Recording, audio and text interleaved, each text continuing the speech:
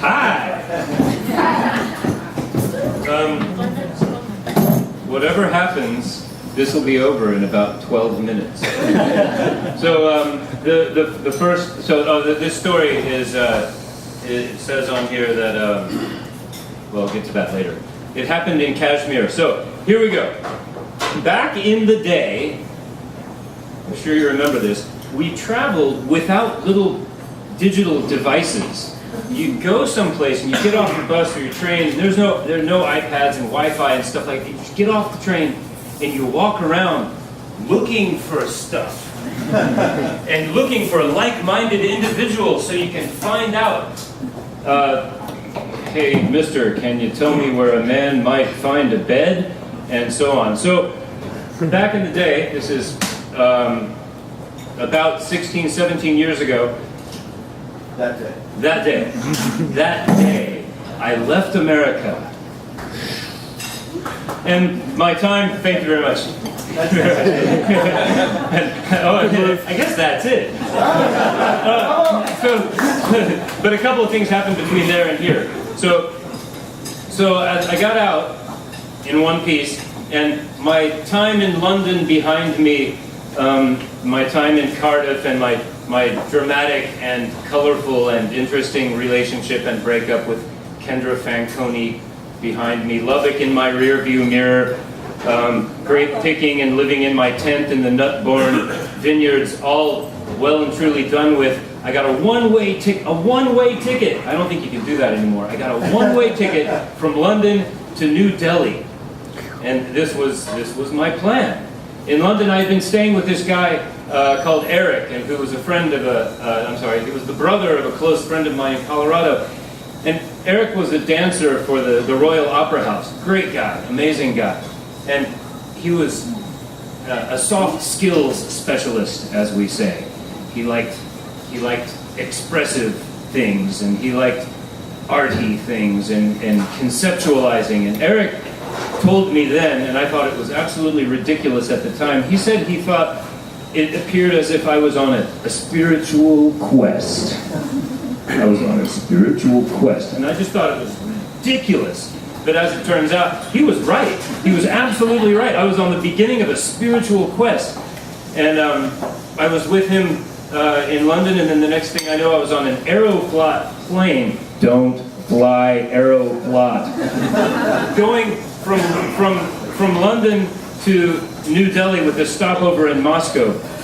So the junkies on the plane provided good entertainment, and the stopover for 6 hours in Moscow was incredible. They downed a couple of bottles of vodka and provided diversions for everyone, and they didn't know what to do with these people, so they stuck them on the plane next to me, going to New Delhi. So we arrived in New Delhi, and as I said, I had a plan. I kind of had a plan.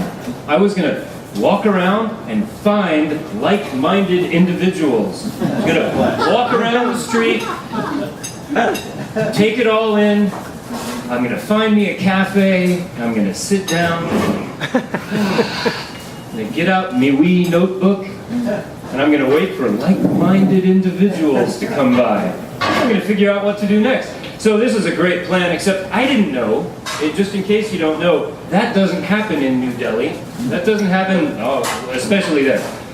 I got off the plane and walked out and and picked up my stuff. And people just started filtering out in different directions while I thought, I'm going to start my quest for like-minded individuals. And I was pounced on, because there are these people, they call them touts, that come in and they smell inexperience. They can, he doesn't know. And so they put me at ease with some jokes and some nice friendly camaraderie. And instead of ending up at a cafe with the aforementioned like-minded individuals, I ended up in a little travel bureau with these guys saying things like, "Don't worry, chicken curry," and "It'll all be all right," and stuff like this, and telling me where I needed to go and what I needed to do, and they know where to go, they know what to do, they can tell what I need. And Kashmir sounded great. the way they said, isn't there a civil war? No. There's nothing going on. It's all fine. It's very stable. All good. Isn't it kind of cold this time of year? No. It's still beautiful. It doesn't get cold until Christmas. And so I thought, I liked the Led Zeppelin song. It's a good song. Cashmere. The Raj and lotus flowers and misty mountains and Kashmir. I gotta go to Kashmir. This is my shot. Sometime before I die, I'm going to go to Kashmir, so I'll go now.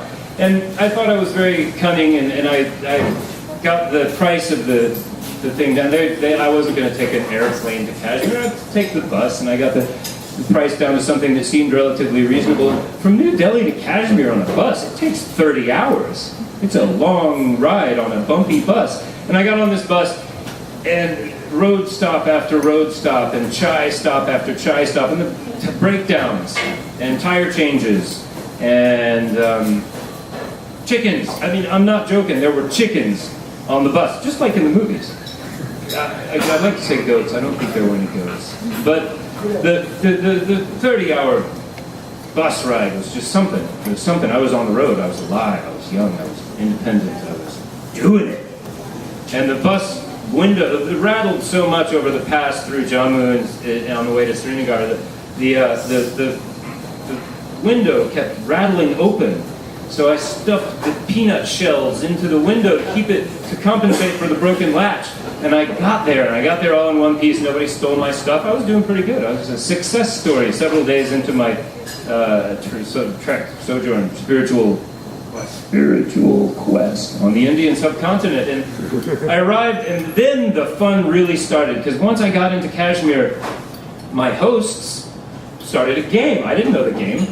I found out the game. The game was to try to separate Mike Barr from as many of his possessions and as much of his money as possible in as short a time as possible. They were going to shake me down. So I was staying in a beautiful place. Dal Lake is beautiful. If you ever have a chance, go there. Go there with reinforcements. Go there with an away team with backup.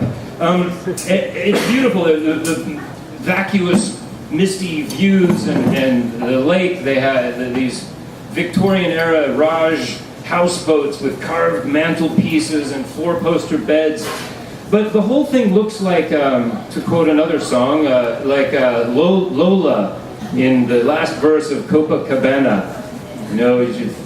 Feathers in her hair and a dress cut down to there, and now it's a disco, and Lola doesn't know. It's moved on. It's gone. The embroidery is faded.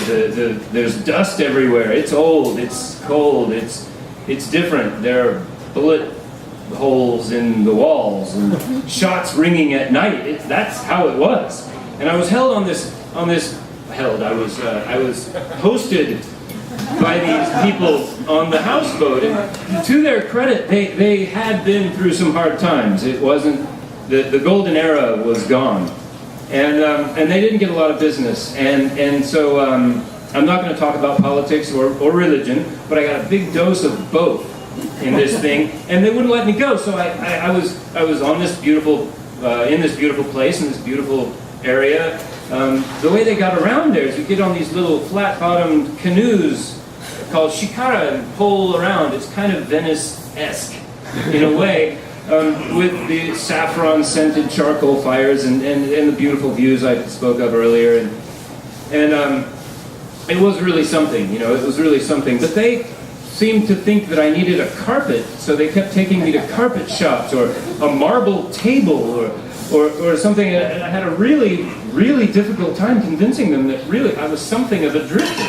No, I mean, I'm kind of a drifter. I escaped America and I'm walking the open road here. I don't need a marble table or a carpet. I don't really have anywhere to send it to. And this went on. I traded my super jacket for a poncho kind of thing, and I wanted to get out of there, but they wouldn't let me go anywhere without a guide, and so I was with people all the time, and it was just really incredible because I was getting worn down little by little, and having fun on the verge of a hunger strike, kind of battling the elements and getting it done, and I felt alive, and I felt pretty alive. And I really wanted to leave, and they wouldn't let me leave. And so I went to.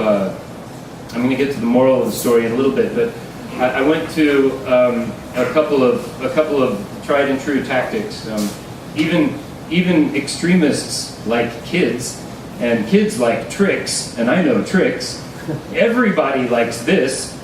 If I can do it in the microphone. Everybody likes coin tricks and card tricks. I only have one card trick, but I'm really, really good at it. Balloon animal tricks, as it says here. Cunning, wordplay, tiptoeing, charades, balloon animal tricks. Oh yeah, I employed all that. There were a few balloons left over from my time with Kendra Fanconi, and I can make something that looks like something. And the kids liked it, and we played cricket, and I thought, if they like me, they won't kill me. That kind of makes sense. But I made a decision to jump from the frying pan into the fire, and on one of these trips downtown, I met a shady trafficker kind of guy, who at least he was a shady criminal, but he wasn't an extremist. And I convinced the people that I would further their cause by sending them money from outside or starting an organization or something. But I really was going to go stay with this other guy, whether they liked it or not. And he, seeing the opportunity for more money, helped me get out of one situation into another situation. And it was even, well, it was interesting. The new situation was a little dodgier, but at least it was different. And so in the new situation, I still had a lot of the same parameters. I couldn't go anywhere without a guide, and I was still trying to be sapped of my money. But I can relate to criminals pretty well, you know. Sometimes we have a lot in common, and we had a bit of rapport, and so I figured, yeah, this is all right, this is okay, I can deal with this. I'll explain to him everything and get on my merry way. Then the food poisoning kicked in, and the stories kicked in, and I forgot to do a moment of silence at the beginning of my story. I wanted to do a moment of silence for a German guy who I've never met. So let's have a moment of silence for a German guy I've never met who didn't get out of my situation.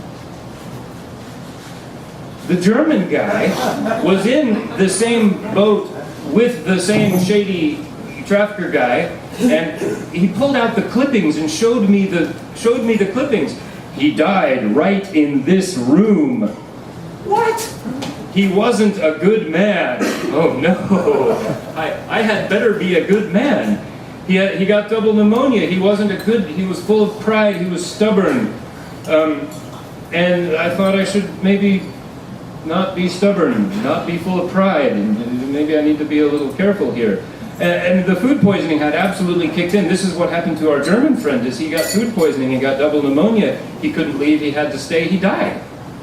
And so this is beginning, the filth is coming out both ends, and I was getting very sick, and I was terrified.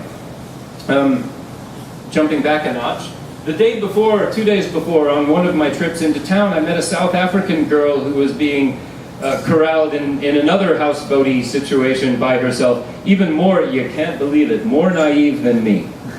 More inexperienced than I was at that time, and I promised I'd come back and get her.